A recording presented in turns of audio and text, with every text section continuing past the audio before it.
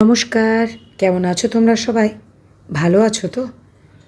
আমার শারীরিক কিছু অসুস্থতার কারণে এতদিন তোমাদেরকে আমি গল্প দিতে পারিনি। মনটাও খারাপ ছিল, তাই আজকে মনে হলো যে আজকে গল্পটা দিয়েই ফেলি। তো বকবক না করে গল্পটা শুরু করি। গোপাল 3 দিন পাঠশালায় না গিয়ে বেশ মনের আনন্দে ঘুরে বেড়াচ্ছিল। গোপালের মা তাকে বাজারে যেতে বললেন বাজার করার জন্য, কিন্তু বাজারে গিয়ে গোপাল একেবারে মাস্টারমশাইয়ের মুখোমুখি হয়ে গেল। মাস্টারমশাই বললেন, কী রে, 3 দিন পাঠশালায় না গিয়ে ঘুরে বেড়াচ্ছিস যে? কাল যদি তুই না যাস তোর পিঠের ছাল তুলে নেব। গোপাল আর কি করে, পরদিন সকালবেলা সকাল সকাল ঘুম থেকে উঠে মুখ ধুয়ে 4টি মুড়ি খেয়ে পাঠশালায় গিয়ে হাজির। গোপাল বসতে যাবে এমন সময় মাস্টারমশাই ছড়ি নাচাতে নাচাতে এসে গোপালকে সপাত সপাত করে বেশ কয়েক ঘা বেত লাগিয়ে বললেন, আগে বল, কেন 3 দিন পাঠশালায় আসিসনি? তারপরে বসবি। গোপাল কাঁদতে কাঁদতে বলল, প্রথম দিন সকালবেলা ঘুম থেকে উঠে মুখ ধুতে গিয়ে দেখি আমার মুখ দিয়ে ধোঁয়া বেরোচ্ছে। মাকে চিৎকার করে ডেকে জানালাম। মা বললে, তোর পেটে আগুন লেগেছে মনে হয়, 1 গ্লাস ঠান্ডা জল খা, তাহলেই আগুন নিভে যাবে। পরপর 3 গ্লাস জল খেলুম, কিন্তু ধোঁয়া আর বন্ধ হয় না।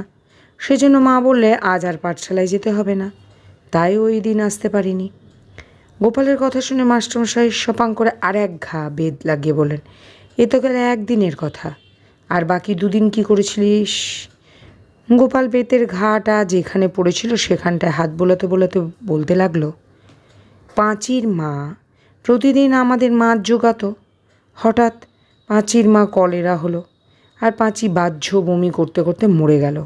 তাই মা বললে, দেখ, আমাদের অন্তত 1 দিন অসহ্য পালন করা উচিত। অসহ্য পালন করতে গিয়ে ওই দিন আর পাঠশালায় আসা হলো না।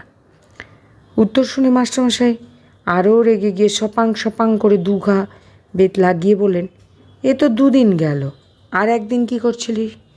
এবার কিন্তু গোপাল চোখ দুটো বড় বড় করে বলল, সে কি মাস্টারমশাই, কাল তো আপনার সঙ্গে বাজারেই দেখা হলো, আর আপনি তবুও জিজ্ঞাসা করছেন আর 1 দিন কী করছিল?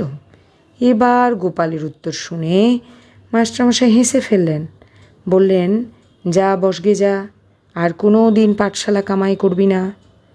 তো এই গেল গোপালের পাঠশালা বন্ধের রহস্য। অবশ্যই গল্পটা শোনো, স্কিপ করো না, আর হ্যাঁ, সাবস্ক্রাইবটা করে দিও। সাবস্ক্রাইব না করলে আমি এগোতে পারবো না, তাই তোমাদের কাছে আমার একটা জোরই বলতে পারো, সাবস্ক্রাইবটা প্লিজ প্লিজ প্লিজ করে দিও, আর ছোট্ট করে হলেও একটা কমেন্ট করো। আসি, তোমরা কিন্তু সবাই খুব ভালো থেকো, প্রচুর জল খেও, প্রচণ্ড গরমও কিন্তু, সাবধানে থেকো, ভালো থেকো, সুস্থ থেকো। আগামী দিন শরীর ভালো থাকলে অবশ্যই তোমাদের জন্য গল্প নিয়ে আমি আবারও হাজির হব। আসি, নমস্কার।